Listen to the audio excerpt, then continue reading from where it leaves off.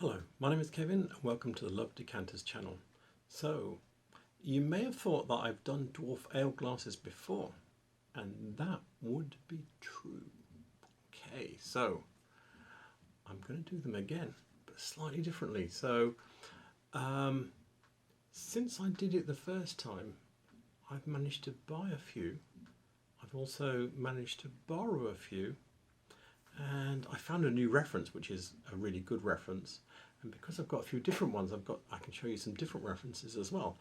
So I'm going to do it differently in that I'm going to bunch up the ones that are similar to each other into groups, because I've got nearly 30 here now. Yeah, the desk here is covered in ale glasses, and so that I can show you the variations between the various types. That's the word I'm looking for. Yeah. So with that said, let's get on and look at the little references that I've managed to find. That are quite interesting and a bit mind-blowing, really. So, okay, with that said, let's get on with the film. This book is 18th Century English Drinking Glasses by L.M. Bickerton. So we're going to go through some glasses. Take a look at this one. There will be a glass like this. Date he's saying is late 18th century, but he's also got another one here. He says this is late 18th century as well. I think the one I have has got a folded foot, so I think that makes it earlier. Now, what I am interested in is this one here, which he said is mid 18th century. So remember that. He's got this rython that goes down onto the knob and a little bit onto the next one. Yep, so remember that. Okay, we've got a few more. These are so fancy, early 18th century ones that I don't have. On the next page, though, he has some with hops and barley on. There's another one with hops and barley, saying this is late 18th century. So yeah, and then he moves on to other glasses. But yeah, so that's what he's got in here. Now let me show you something that's the revelation that I was going to tell you about.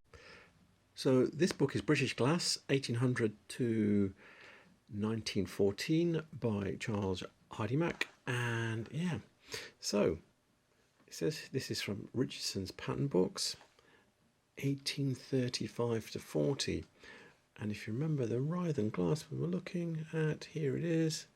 Look at that with it going down the knob and everything is very similar to that. So this is like 80 years later than the one we were looking at, or dated 18 years later than the one we were looking at in the book. He's also got a capstan one here, yeah, and another one which is a half rython one, but it's the same as this one. Yeah, we'll see all of these when we're looking through the glasses. Also, we did capstan glasses last time. Here's one with a bladed knob. There's like, so looking at, and this fits.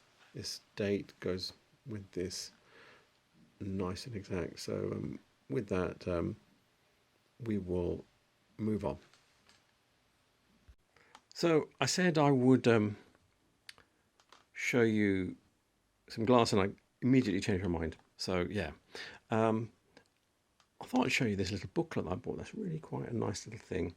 I went to Salisbury to visit some friends, and we went to Montpesson House, which had the Turnbull collection of glass, which is, yeah, I pressed my nose up against the cabinets. There were hundreds of 18th century glasses, and this booklet here was £2. It's quite a nice, decent thing. And yeah, and look here. There's another version of this glass. It's quite nicely photographed. And what you can see with this one is that the way the stem crashes into the foot is not very tidy. In fact, it's as untidy as this flammiform one here.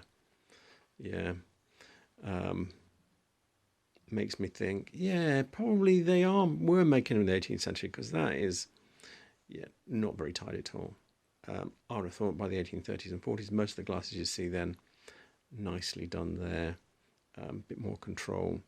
This doesn't look very controlled here at all. They don't actually give a date. They all this blunt to do with it, but also just show you on the next page, because yeah, there's a lot of pictures of glass in this book. On the next place, yeah, this is the kind of stuff that you really want to find that you can't. It just doesn't appear when you're out doing charity shops, and if it does, snatch it up. Yeah, because this is the hot stuff. Anyway, yeah, so these are all ale glasses. They're mid to third quarter 18th century kind of thing. But yeah, they're really nice. Anyway, with that, let's really now get on and see some glass. So I'm starting with the ones with the rython bowls. You can see they're all, to a degree, the rythonness goes up and then curves over. I think this one does the most. So it's the most vertical at the bottom. You can see it's got a bit of frit in it there. Yep. This is the one that probably keeps the angle, its angle the best, all the way to the top.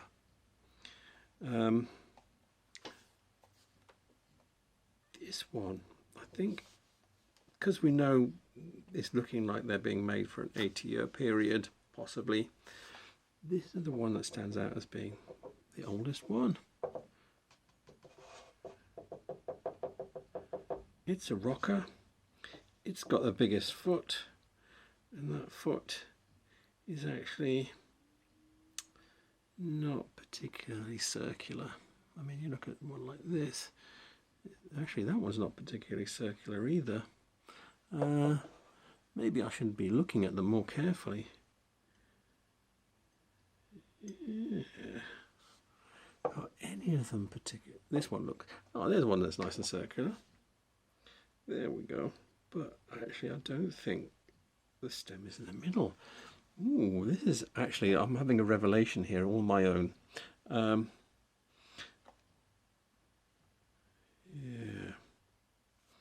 So that one, how many of the rockers? That one's a rocker. Oh, that one's very rocker.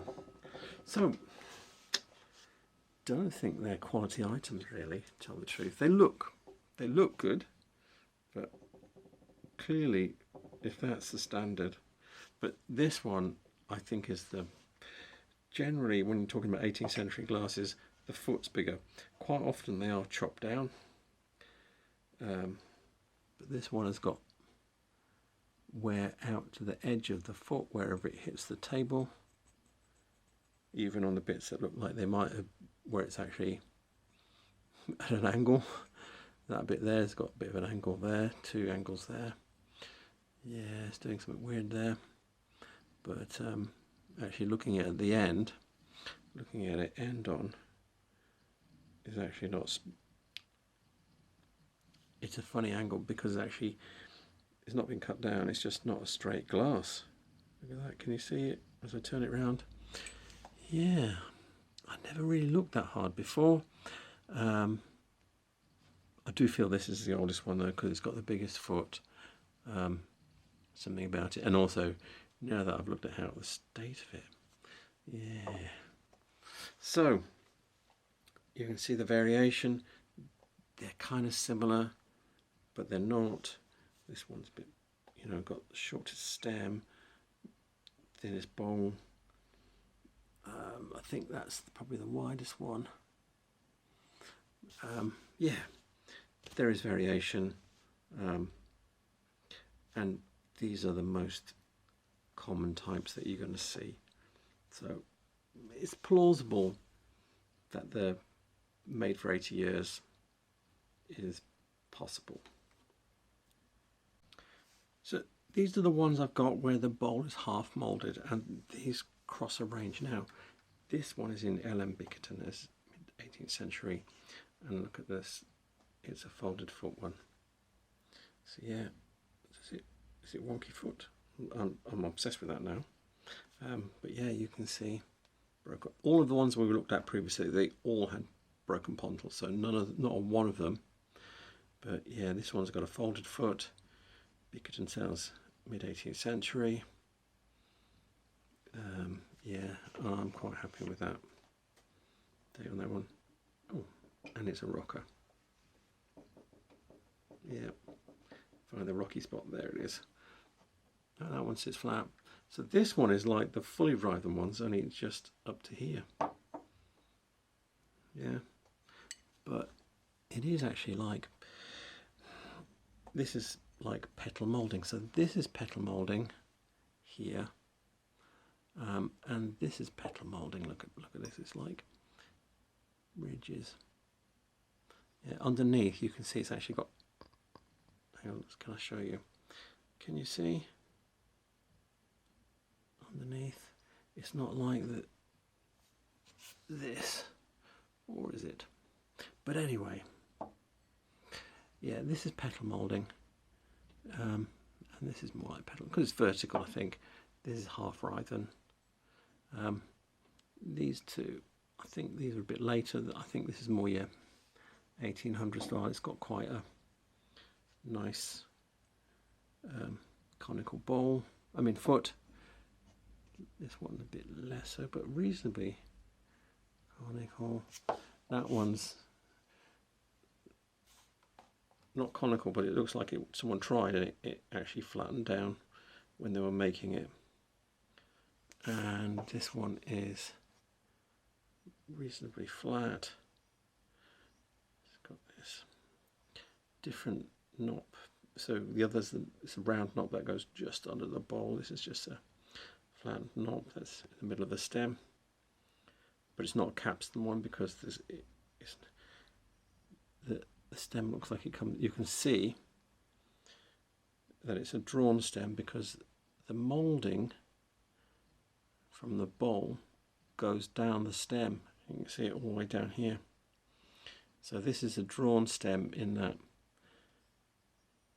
they've moulded the whole bottom half where it was all one, and blown it and pulled the massive glass away to make the stem.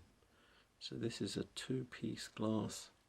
You can see can you see the lines just in the stem there, and then running around here.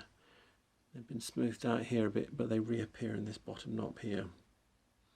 So these lines would be all continuous when it was made, when this was just a chunk of glass hanging off the bottom of the bowl, and then they've squeezed it out to make the stem.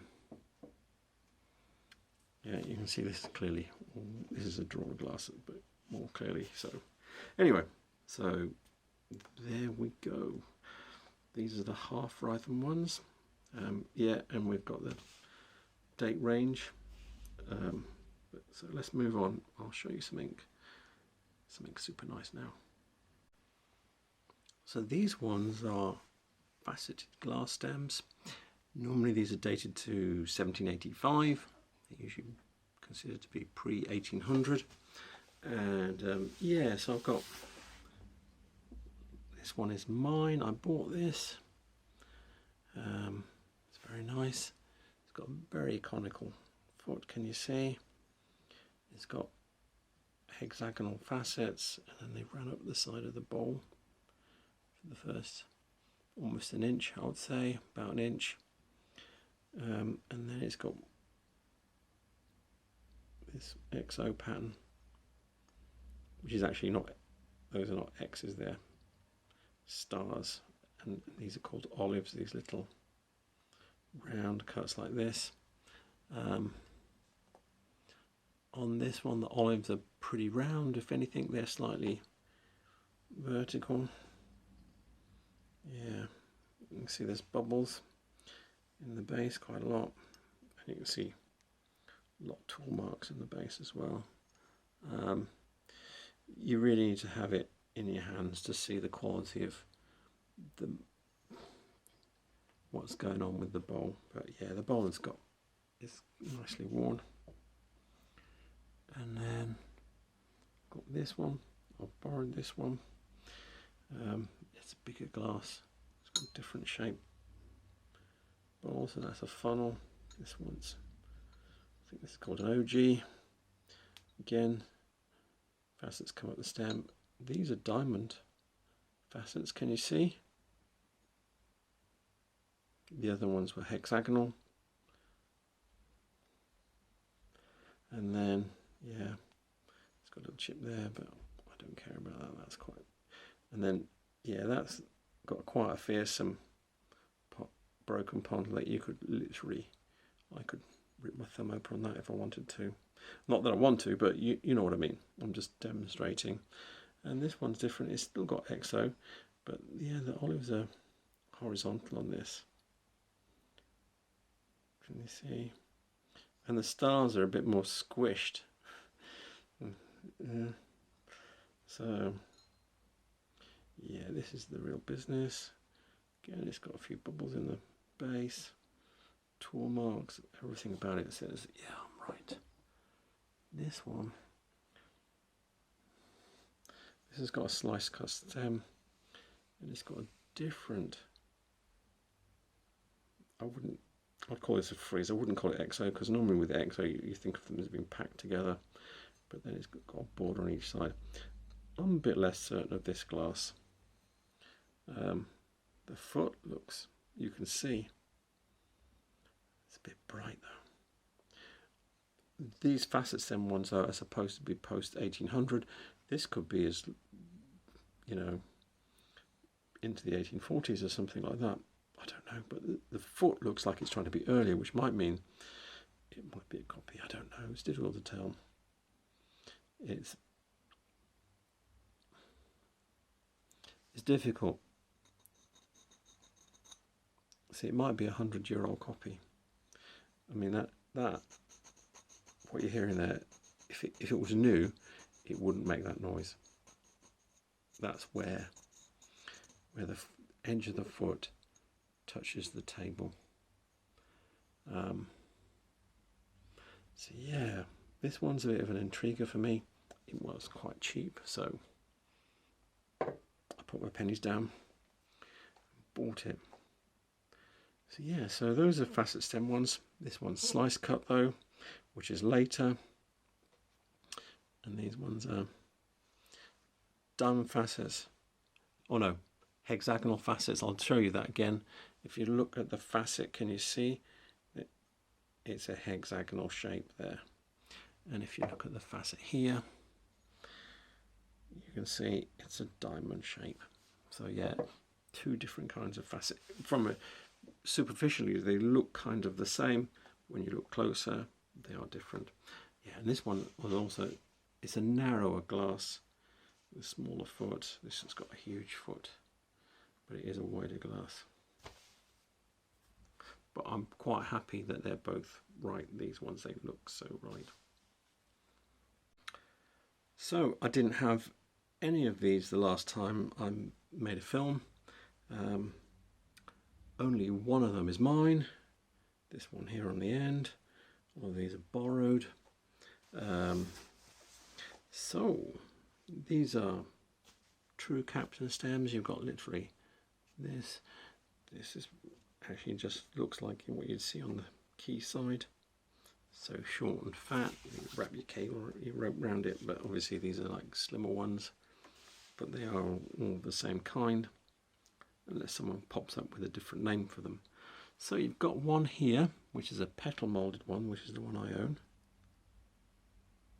Yeah, I think I showed you this in stuff I bought for me recently. Broken pondle. I think they've all got broken pondles. I need to put them close together to keep them in the picture. This one is a borrowed one. It's got a chunk out of the stem, which is very sad. And also, yeah, it's quite cloudy. Someone has used it as a vase. Sad. But yeah, that is a magnificent glass though. And these two are like rummers from the 1800. So yeah, I think that's the date. And yeah, the rythonness and the petal moulding. These ones are more like the one that we saw in Richardson's, the 1830-35, was it 35-40? Anyway, regardless, 1830s pattern book from Richardson's with the taller, slimmer stems, capstan stems, and yeah, we've got a full. In fact, if I switch them around, run the full gamut there. There you go. So you got a really tightly rython one here.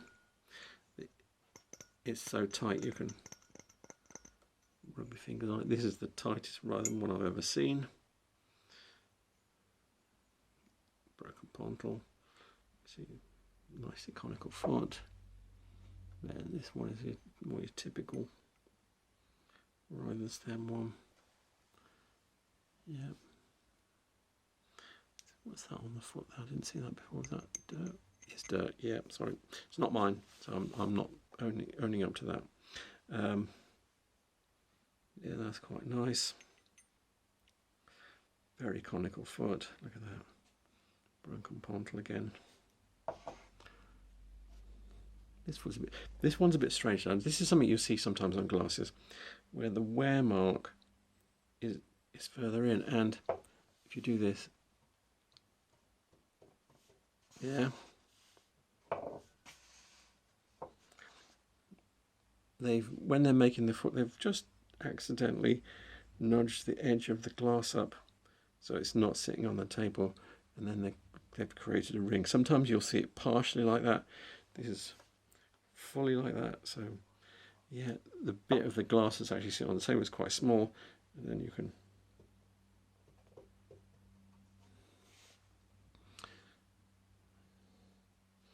yeah, that's the rush to make it when it's still hot. And yeah, so that's them. I think this one is it's difficult.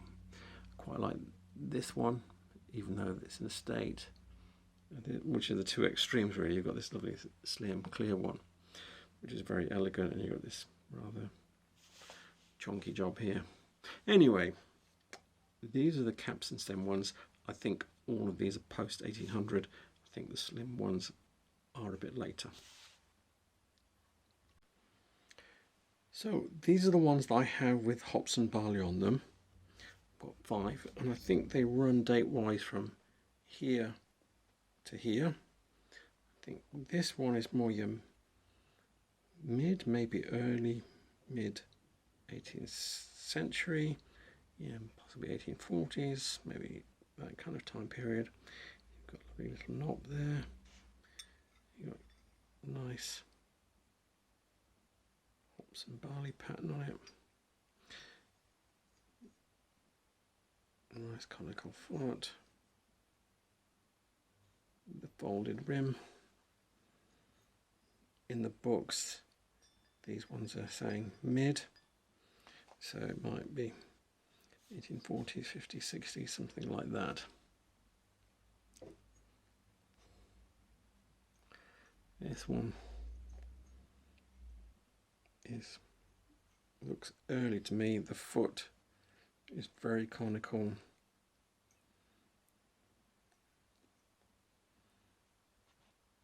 The hops and barley isn't quite as nicely done. They're a real mixed bag. But yeah, there's something about this one that says it's earlier, even though it's a trumpet shape, which is kind of a typical trumpet shape. And then you've got this one, which is more of a, it's got this OG shape here,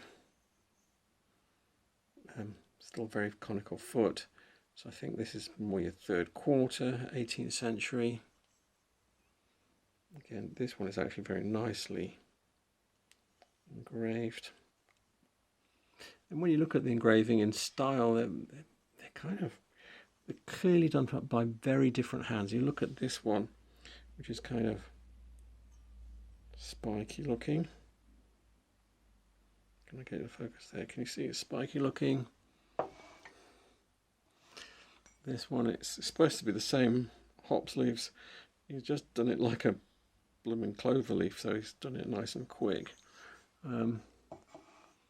This one, very nice. It's kind of spiky, but different spiky. Yeah. And let's pull this one out. So I think this one's a late 18th century one. See, the foot is not, it's still conical, but not as conical, still broken. This one has got quite a bit of care taken in doing the leaves. So this wasn't a wham bam, thank you man, I'm done. It's only got one single wheat on it. Most all the others have got 2. See, like crossing over, wheat there, wheat there. All the others have got 2. This one's just got 1, but it is nicely done. And then I think this one is an early 20th century, early 19th century one. Look how badly this is done. Now, the reason I think this is a bit later is because actually I've seen more of these. And when I say I've seen more, I've seen exactly the same one. So over the years, I've seen several of these with this double knob here, this crudely done hops, but that looks like it's done by the same hand. That tells me something. It still looks like an early piece. Still got a massive wear on the foot. Broken pontal. Yeah, it's got a blob in the bottom, which usually says it's early. Yeah, not all early glasses have that, but that one does. That one does. That one does. And this one has the most blobbiest bit in the bottom. But let me show you something there. Can you see? It's got like a little ball in the bottom. The others have more of a rise. Early glasses, some early glasses have that. I'm not saying all, but some do. You can see it in the bottom there. So yeah, it's just a feature on early glasses. So this one is the one that makes me suspicious that it's later, and these ones seem to fall in with how they look.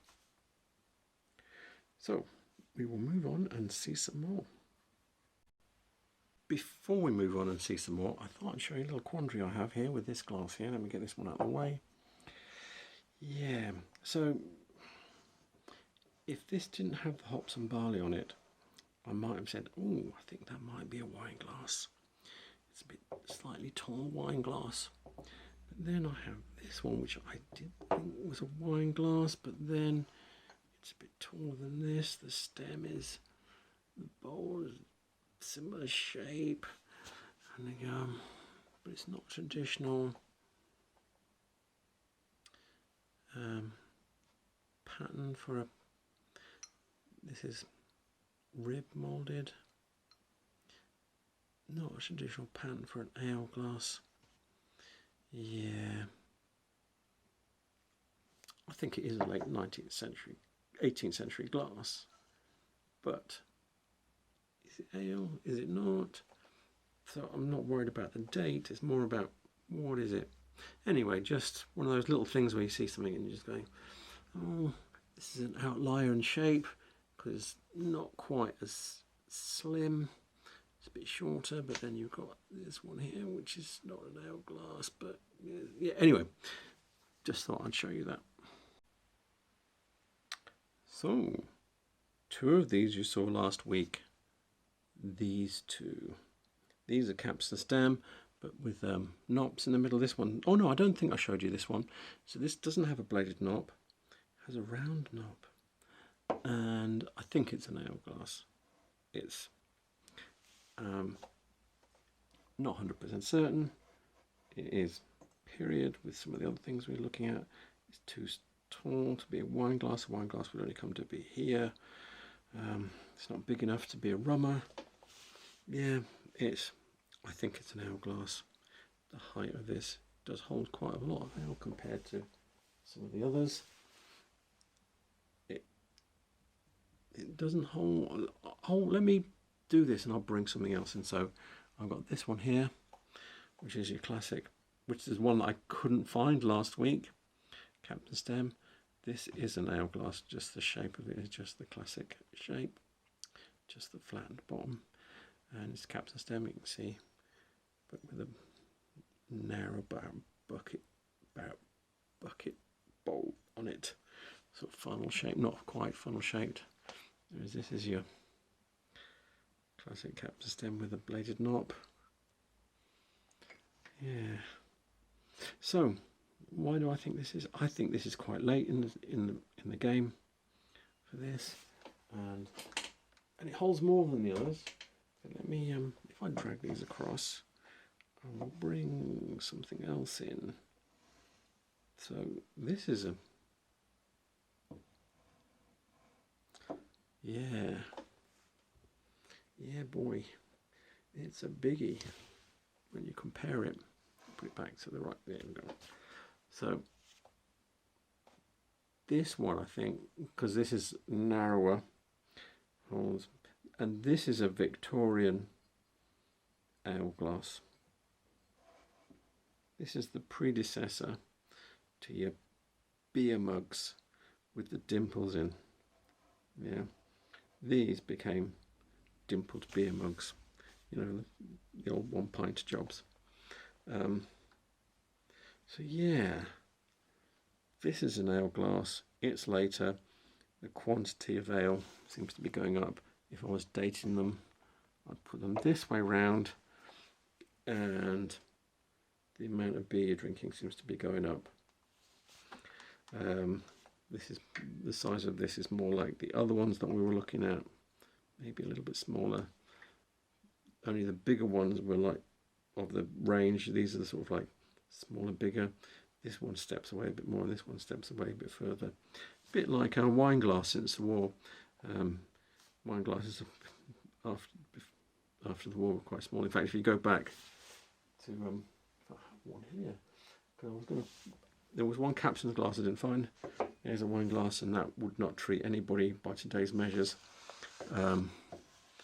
It's not even, you know, when you ask for a small wine glass in the pub, yeah, it wouldn't fit in there. It wouldn't be overflowing that. Yeah, this is another captain's stem. This is one I couldn't find last week. I found it and I thought, oh, bummer. Anyway, but yeah, and that's a late period one, I think. Sort of like closer to your 1840s plus job. But anyway, I'll pull that away. I'm just trying to give you that idea that things don't always stay the same. This is a Dwarf ale glass, but it's actually huge compared to the others as far as volume goes. By today's modern standard, that's less than half a pint still. So yeah, that's more like a wine glass. That's less than a wine glass, and that's, yeah, you will never get drunk on that. Anyway, just thought I'd give you. So I've got these two late 18th century glasses. They're both very plain. Yeah, this one's particularly beat up. I think I paid about £2 or £3 for it because, yeah, it's a chipped glass. I think I paid about a £5 for that one because nobody knew what it was. But yeah, it's 18th century. Look at the lovely pontle and the bubbles, and yeah, the way the stem just crashes into the foot just looks terrible. Yeah, and it's just got a certain, can you see the wonkiness in the stem? Yeah, it's cool. Anyway, yeah, I love these things where you find something like that, rescue it out of the massive dross. So, are these ones ale glasses? Is the question. They're not rython. They don't have hops and barley on. If I bang this one out, yeah, if you stretch that bowl about 3/4 of an inch, their profiles would be the same. If you put them together, you see the bowls are very similar. Yeah, and then if I jag this one out, yeah, so I think they are ale glasses, and this is where you can win. Yeah, if you're out looking for glass, you just need to look at the small things. Yeah, it looks like any other funnel glass, but you just need to look at the small things. Condition of the quality of the making, broken pontle, bubbles in the foot, tool marking.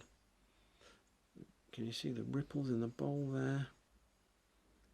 No, I'm not saying they're all going to have that. This one doesn't have any bits in it. I can't see any bits, but yeah, there's enough there to say this is 18th century. And the same with this one. There is a bit there in the bowl. Can you see? A bit of crap of something, and another bit there. Can you see? A little white bit where my finger is, and just wonkiness of the bowl when I turn it. Can you see? I mean the thing here, then broken pontal on the foot. It's got a few chips, but I don't care when it was like about £2. And yeah, nice conical stem. So yeah, this is where a lot of my collection gets bought really cheap, where it's something that's plain and you're looking at the small stuff. First you look at these glasses compared to modern glasses, look a bit washed out, like they're made out of dishwater, not bright and shiny, and they're still lead glass. Yeah.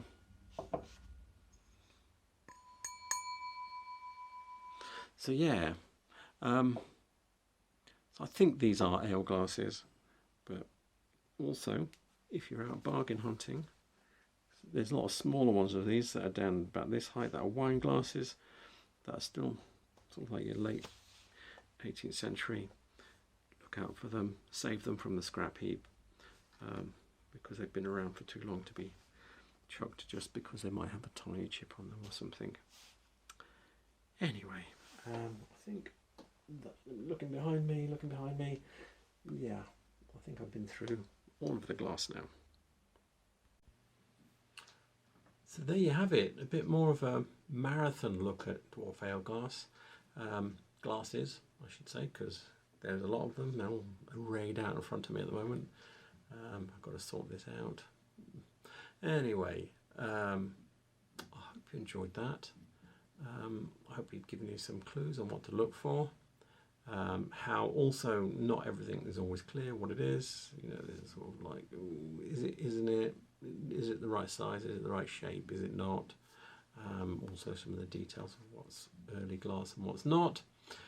And yeah, so I think with that said, I will put the 3 reference books that I used at the beginning in the description below.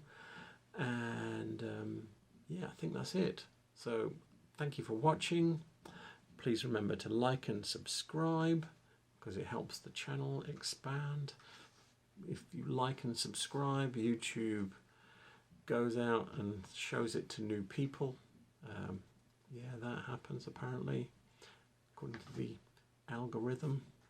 And yeah, so please remember to like and subscribe, and I will be making more films. And yeah, I'm still working on my website, by the way. So yeah, I'm sticking to the 1 a week at the moment. I think I might try and wrap it up next week anyway.